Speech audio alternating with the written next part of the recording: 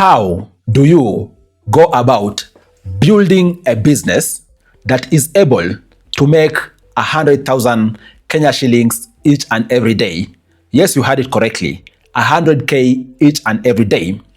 In this video, I'm going to share with you a detailed blueprint which you can utilize for you to be able to build a very solid business. And by the way, I've thought about this idea because I believe it's very feasible. Reason being, I've been reflecting deeply about an example of a Kenyan entity, Equity Bank. Last year, the profit of Equity Bank was 75.5 billion Kenya shillings, profit after tax. When you do the simple math, that tells you last year after tax, Equity Bank was raking in 206 million Kenya shillings each and every day. You might be sitting there arguing, that is a bank, that's why it's making that money. But what you don't know is that before it became Equity Bank, it was an institution which began about 40 years ago. In 1984, when Peter Munga began this institution, it was serving a local area in Muranga called Kangema.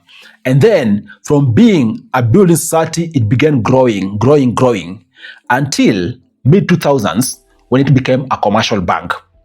That is a story of building systems which enable an organization or a business make hundreds of millions each and every day. Of course, it isn't overnight success. There is grind which goes to it. There is building of systems. But then at the end, with appropriate strategies, you're going to be able to also build your entity, which is going to perform pretty well to its possible extent. That is why in this video, I'm going to cover key areas, okay? I'm going to discuss with you what the big idea is, okay? Then I'm going to discuss with you the how to choose the right business, because not every business has the potential to give you 100K each and every day, okay? I'm also going to talk to you about how do you understand your numbers right from the onset, right? So that you don't get surprised when the numbers grow big, okay? And then lastly, how do you build very robust systems which assist you be able to make money and grow your business. In case you are new here, you are much welcomed. My name is Afagza Sifuna. I am a finance expert and qualified accountant, bringing you amazing videos each day about making money and investing. In case these are the kind of topics which you like, down there is a button called subscribe. Kindly click that button. Consider subscribing to this channel, because when you subscribe, you're going to be catching up on my daily videos without missing.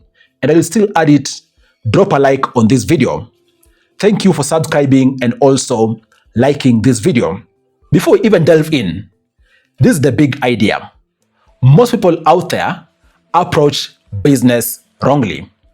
And I'm saying so because, unfortunately, a good chunk of people out there, their focus is money. Money. And that is why even there are businesses out there which are being run in a very unscrupulous way, because the focus is money. For you to be able to build a formidable business, the starting point should be solving business problem. Once you figure out a business problem to be solved and you purpose to solve it, be sure the rest of the things are going to fall in place. Profit, relationships, all these things are going to fall in place. You start by having a big idea of solving a given problem, not just chasing money. Money is going to come, of course, yes. And even this video talking about possibly making 100K Kenya shillings each and every day, which is possible with good strategies. But then again, it needs to be anchored on problem solving. And talking about that, how do you go about choosing the right business? I'm referring to my notes because this video is quite comprehensive, okay? And the first thing you need to know when you are choosing the right business is that not every business can give you 100K Kenya shillings daily. Some businesses simply have small markets, okay? Others have big markets, okay? Others have potential more than others. That is why you need a business that has room to grow, right?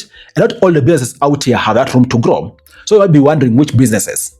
For example, businesses which have room to grow and also solve expensive problems are the ones which are going to give you the ability to maybe gross 100K Kenya shillings each and every day. For example, business around housing, okay?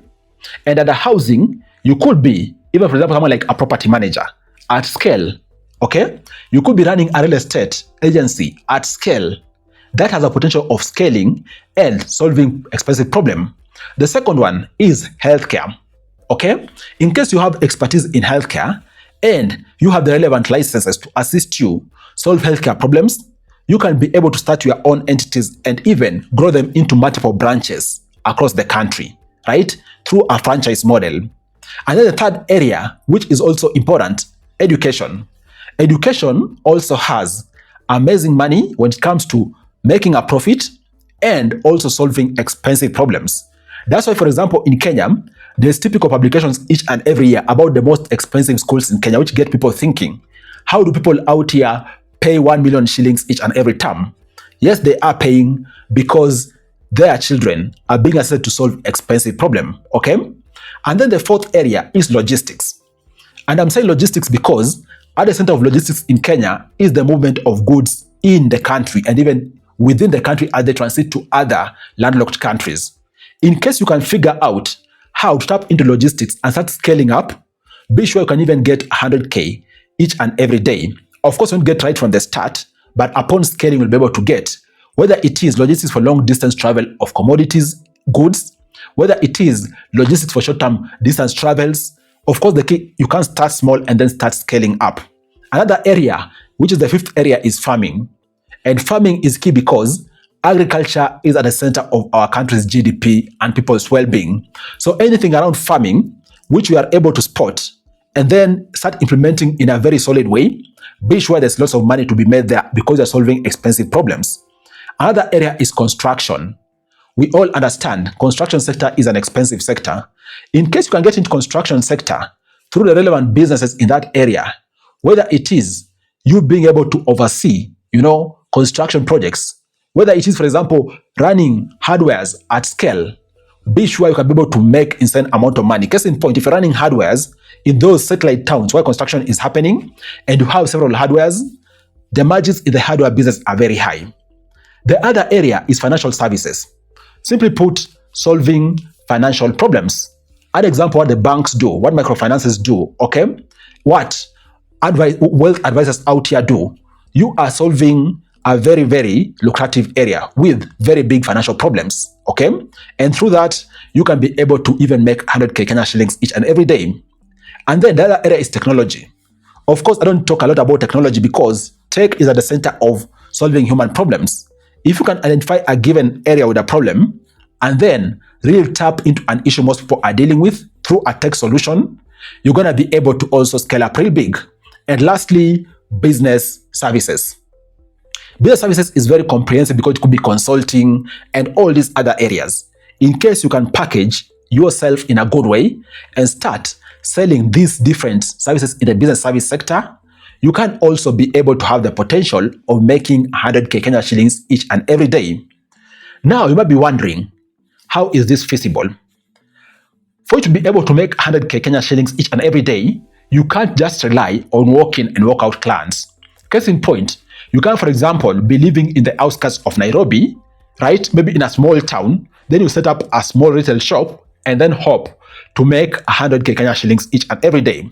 That will be quite a stretch because of the business nature itself, and also it doesn't have this potential to scale if it requires you to be there each and every day. And that is why you need to be looking for something called repeat customers. Yes, repeat customers are the ones who are going to pay you very handsomely. Sometimes a large-scale operation, they are called retainers. And this model talking about, for example, those recurring revenues created through avenues like, for example, monthly subscriptions, maintenance services, okay, accounting services, cleaning contracts, software as a service in case you're in the tech space, and even internet service providers. Case in point, you are paying for Wi-Fi, right? How many people in your area are paying the same provider for Wi-Fi each and every month? Of course, they're relying on the Wi-Fi. Those are recurring revenues for the business owner, right? And then the last point under how you go about choosing the right business, as I've said, please ensure you choose a business that you can scale. Ask yourself, can this business serve 10 customers, right? Can it serve 100 customers? Can it serve 1,000? Can it serve 10,000 customers, right? If the answer is no, then it may never be able to reach 100k Kenya shillings daily revenue. But if, when you do an analysis, that business can be able to serve even thousands of customers, then it means even at small margin levels, you'll be able to reach 100k Kenya shillings in the revenue you're going to be making daily. And then talking about those numbers, let's now dig into understanding the numbers in much depth. Most people frequently focus on the big number, which in this context is 100k Kenya shillings. But then again, that big number can be outside reach if you just look at it in isolation. That is why you need to look at it from the perspective of customer count and then per unit or per product or per service package pricing. That way you can be able to come up with a package which you as an entrepreneur even you'll be able to know it is within reach. Case in point, let me simplify it. If your aim is to make 100k Kenya shillings each and every day, 100 customers, each of them paying you 1,000 shillings, you can be able to make 100k, right? In the same breath, 50 customers, each paying you 2k Kenya shillings, you'll still be able to make 100k. Let's continue going down. Another way, 20 customers, each of them paying you 5k, you'll still be able to hit 100k. Let's continue going down. 10 customers, each of them paying you 10k each and every day, you're going to be able to hit 100k. The list continues. Even 2 customers, each of them paying you 50k each and every day, you'll be able to hit a target of 100k. What that tells you is that the destination is the same, yes, but the path might change. Okay? Once you understand this, the goal becomes measurable. And even the area you want to delve into, you'll be able to think very well about the customer you're going to be serving, the possible pricing which you're going to adopt before you even commit too much. Because through that, you'll know very well, this is the goal, this is the route I need to use to reach that particular goal. You won't just start something and start wondering, what do I need to do? How much do I need to price? How many people do I need to target? You'll have a specific target which can even assist you hone down on how you go about doing sales, etc. Okay? And talking about sales, let's now talk about the third pillar, okay? Which is very important in this context. Basically put, how do you go about building systems? Remember I said, if you are waking up every day, for you to go, if you don't show up in this particular business, you won't be able to make money. You don't have potential for you to be able to scale up. But if you build systems, you can scale up to even surpass 100k each and every day. That is why systems are very important. And the systems I want to talk about in this video are these systems. Number 1, sales system. Number 2, marketing system. Number 3, operation system. Number 4, financial system. And then number 5, and also very important, is customer experience. Because all these 5 systems are interconnected when it comes to them working together to assist you be able to scale your business. I'm talking about the first system, which is sales system.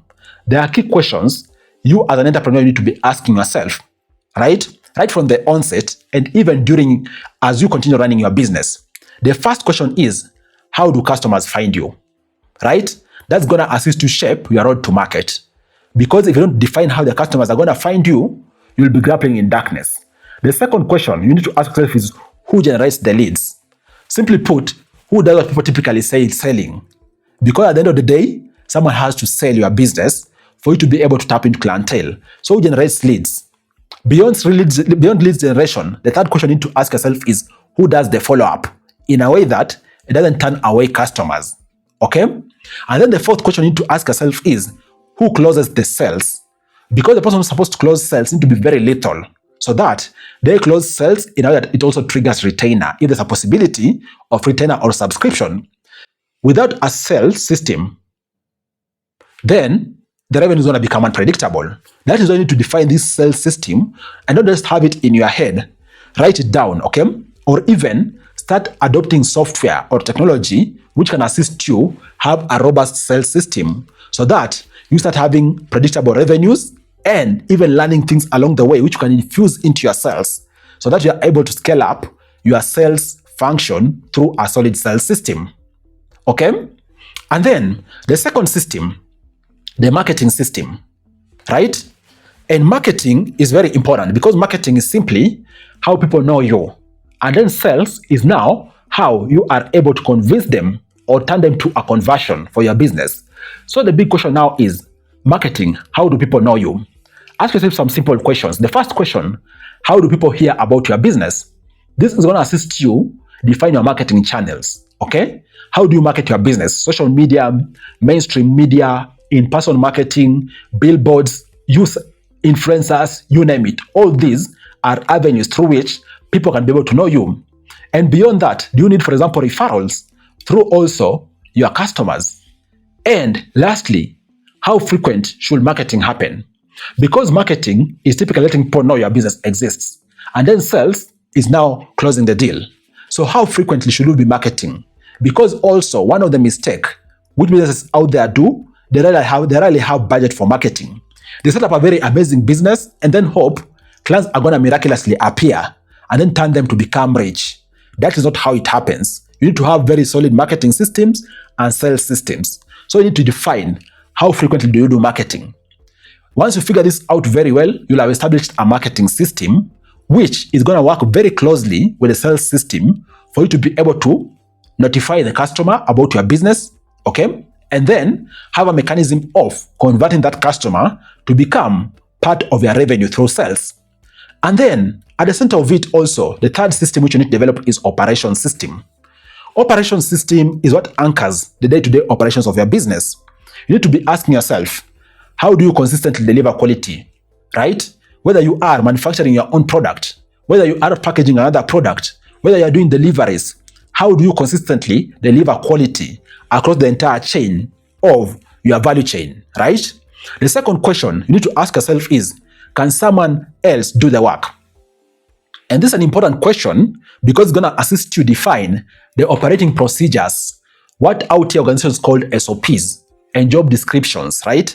In case the business you've started requires multiple people, can someone else do the work? Through having SOPs is going to assist you be able to have standardized approach when it comes to operations. The third question you need to ask yourself is, can the business continue if you are away? Simply put, are you establishing appropriate monitoring mechanisms? That is why things like, for example, points of sale systems come in very handy, okay? That is why way of you monitoring, right? Through either established management structure in your business or even CCTVs come in handy because you need to know the business needs to continue when you are away. If you are able to transfer your skills or train someone to also be able to do your business, you can be able to delegate the mundane tasks and even maybe allocate yourself those high value kind of tasks, like for example, pitching to maybe big clients out there, ensuring sales is done accurately, as opposed to you being the brain engine of the business and sitting there at the point of sale executing the sales, okay? The other question you need to ask yourself is, as you are doing that, are you conforming to what the law says? Because at the end of the day, compliance is very important, right? You don't want trouble in your business. That is a business which you're scaling up, which you own, and you're also the one who's responsible for compliance, okay? And then the fourth system, which I want to talk about, and is very important, is the financial system. Simply put, you being able to track every shilling. And this is the biggest downfall of most businesses out there. They don't treat their business as a business. You find someone is running a business, but if you ask them, how much was the revenue today? They have no answer. If you ask them, what is the profit? They have no answer. That is why establishing financial system is very important. Simply put, you need to have a way of tracking each and every shilling you are getting or which is going out. Ask yourself, are you tracking revenue? Are you tracking expenses? Are you tracking profit? Are you having visibility into your cash flow, right? Are you having visibility into your taxes? Most of the times, businesses, most of those which have been started very well and they're having clientele, don't fail because of sales. Many fail because they run out of cash due to poor financial systems.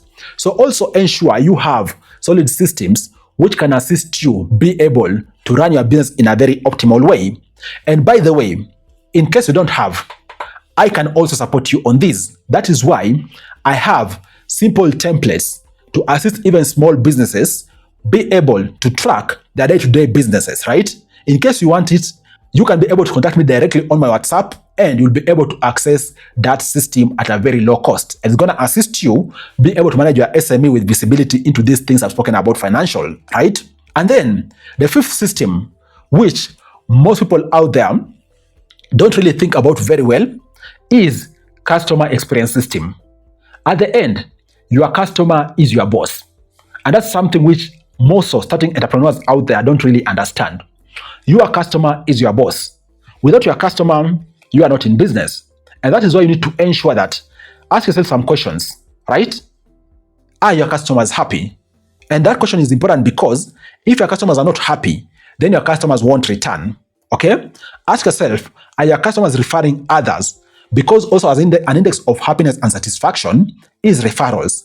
Are they referring other people to your business? Okay? And then you need to know very well, word of mouth is one of the cheapest forms of marketing. If you do your job very well, your customers are satisfied, they are referring to other customers. That is word of mouth, which is the cheapest way of marketing because you won't even incur a shilling, and that marketing is going to be happening for your business. And when it's all said and done, you are building all the systems. By all means, protect your reputation as a business person who is an individual and also of your business as an entity. That is why, in case you have employed people, it's important to have the terms of operation, an employee handbook which defines the ethics, the values of the business, and you onboard them, you train them. Because at the end of the day, reputation is everything. And that's why you've seen, for example, due to gaps in reputation, some of the biggest companies out here have come down crumbling to their knees because of reputation challenge. Okay? Guys, all these you need to establish at the center of the systems you have in your business for you to be able to succeed. And then having said that, assuming now you've set up these systems, you begin operating, everything is looking good, right? You begin maybe getting your first initial revenue, sales, profits, you name it. How do you now reinvest for growth? At the end of the day, when it's all said and done, it is important for you to reinvest for growth. And I'm saying so because when you take a look at any business out here, there's typically levels to this thing. There's growth companies or growth businesses, and then there are those which are mature. Those which are mature are called mature because they've established systems. They operated, for example, for 10 plus years, so they have repetitive systems which are working very well and ensuring very high efficiency. You need to ensure you invest in your growth at the initial stages because you can't be cashing out all your profit. You need to be plowing back most of it back to your business for you to be able to grow your business. Think about you reinvesting in better equipment in case you are utilizing equipment for production. Think about you reinvesting in better people. Simply put, are you upskilling your staff for them to be able to ensure they serve customers optimally? Think about reinvesting in marketing. Are you devising new marketing approaches and campaigns for you to be able to succeed? Think about reinvesting in technology. Are you ensuring you are tightening the loopholes in your business through the power of technology to enhance efficiency and also visibility? Think about better customer service through even occasional training of your staff for them to be able to serve customers optimally. Guys, when you do all these, most likely your business is going to be off to a good start and you'll be able to have a good possible reach. Of course, not overnight, but over time, at possibly even hitting 100K each and every day. Please note, I'll give you an example of Equity Bank. It came from a very small institution 40 years ago to last year being able to gross 206 million Kenya shillings each and every day post-tax as their profit. That's a very insane amount of money if you think about it, right? But it took decades of consistency. It took decades of discipline. It took decades of establishing system for them to be able to surpass 100K Kenya shillings, to surpass 1 million, to surpass 100 million. That tells you it is very possible if you do the three things right. Build the right business, build strong systems, and stay consistent over the years. Guys, what do you think about this video? I hope you've learned a thing or two which can assist you establish a very formidable business which can even assist you surpass the daily target of 100K Kenya shillings. Cheers, guys. Look forward to catching up with you in the next videos. Bye-bye and take care.